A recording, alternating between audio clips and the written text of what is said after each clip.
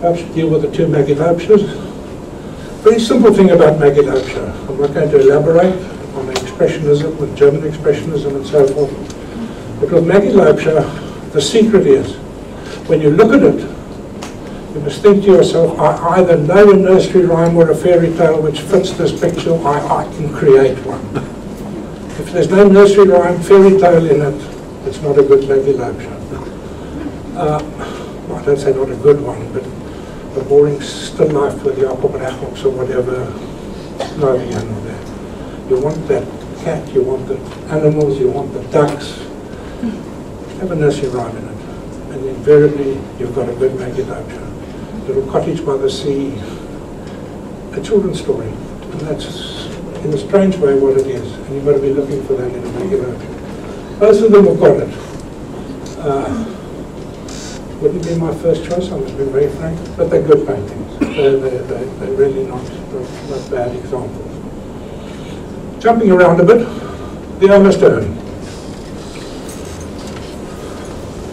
At her most confident.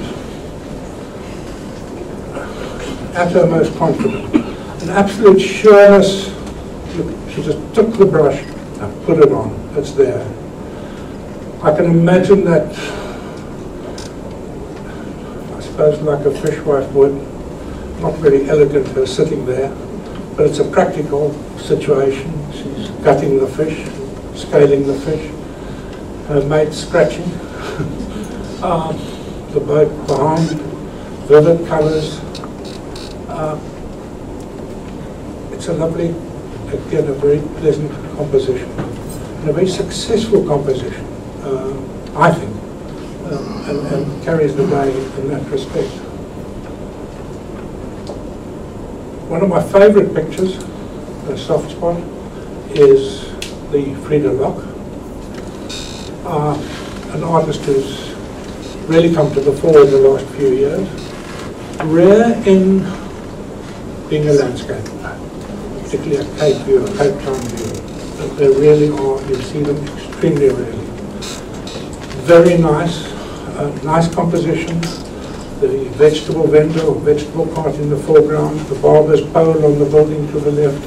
A typical sort of situation as you would visualize in the book, and I really think she's captured it very successfully.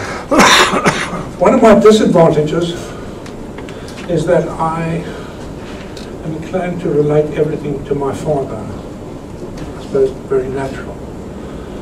So it comes as a bit of a surprise when I suddenly looked this afternoon and discovered that Stanley Pinker's now 86, he's no longer a young and upcoming artist, which he was when my father was around.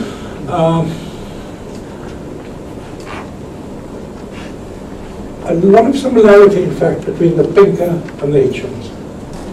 And then Pinker had just returned to South Africa when he painted that picture. He'd been abroad for a long time in England. And you can again see those influences. A lovely painting, not by chance that it appears in Esme Berman's book, which obviously she regarded it as highly to put it included in the book as an example of his work. Again, lovely use of colour.